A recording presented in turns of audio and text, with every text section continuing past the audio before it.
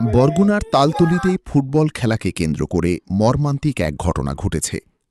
২৫ April ২০২৬ রবিবার একটি স্থানীয় খেলায় গোলকিপার গোল ঠেকাতে ব্যর্থ হওয়ায় তাকে পিটিয়ে হত্যার অভিযোগ উঠেছে। প্রত্যক্ষদর্শীরা জানায়, খেলার উত্তেজনা মুহূর্তেই সংঘর্ষে রূপ নেয়। এক পর্যায়ে ক্ষুব্ধ কিছু ব্যক্তি গোলকিপারের ওপর হামলা চালায়। গুরুতর আহত অবস্থায় তাকে উদ্ধার করে হাসপাতালে নেওয়া হলে চিকিৎসক মৃত ঘোষণা করেন। এ ঘটনায় এলাকায় চাঞ্চল্যের সৃষ্টি হয়েছে। পুলিশ জানায়, বিষয়টি তদন্ত করে প্রয়োজনীয় আইনগত ব্যবস্থা গ্রহণ করা হবে। সরাসরি রয়েছে তালতলী 50 শয্যা হসপিটালে। সেখানে দেখেছি যে মায়ের কান্না আহাজারি, সেটি কিন্তু আমাদেরকে দেখানোর চেষ্টা করেছিলাম, কিন্তু পুলিশ ইতিমধ্যে এসেছেন।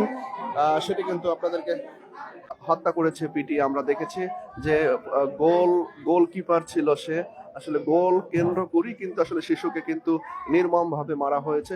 তারপরে কিন্তু আসলে তালতলী 50 শয্যা হসপিটালে তাকে ভর্তি করা হয়েছিল। সেখানেই কিন্তু আসলে সেই শিশুটি কিন্তু মৃত্যুবরণ করে। আমরা দেখেছিলাম যে মায়ের যে কান্না হাজারি, সেটা কিন্তু আপনাদেরকে দেখানোর চেষ্টা করেছি, কিন্তু মা যে আমাদেরকে জানিয়েছে কিন্তু একটা শিশুই কিন্তু সে কিন্তু 10 বছরের সময় কিন্তু আসলে তার বাবার সাথে ডিসকানেক্ট হয়, সেখানে কিন্তু আসলে সারাসারি হয়। 14 বছর বয়স এই যে যুবককে কিন্তু পিটিয়ে হত্যা করেছে। আমরা দেখেছি ইতিমধ্যে যে বরগুনা তালতলী উপজেলার 50 শয্যা হসপিটাল রয়েছে, সেখানে আমরা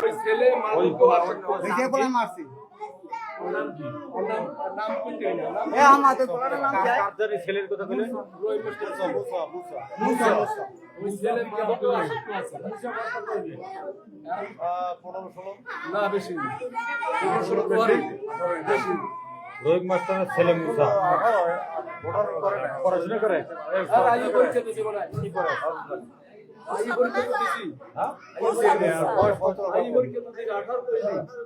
ছিল যে হযরত আলী, বয়স 14 বছর। তাকে কিন্তু আসলে নির্মম ভাবে কিন্তু আসলে তাকে হত্যা করা হয়েছে। সেই বিষয়টি কিন্তু আজকে আমরা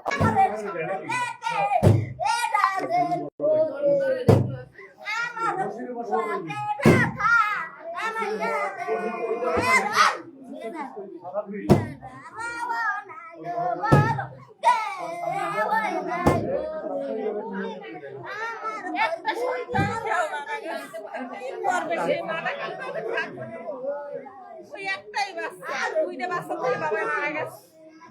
আরে ওই একটা বাচ্চা নিয়ে মা আছে, ওই বাচ্চাটাও মারা গেছে। মা কিভাবে থাকতো? মা কি ওই যে স্বামীর বাড়ি থাকতো না বাবার বাড়ি? বাবা মারা গেছে 10 বছর আগে। ওই স্বামীর বাড়ি আছে, 10 বছর আগে মারা গেছে বাবা। 10 বছর আগে মারা গেছে।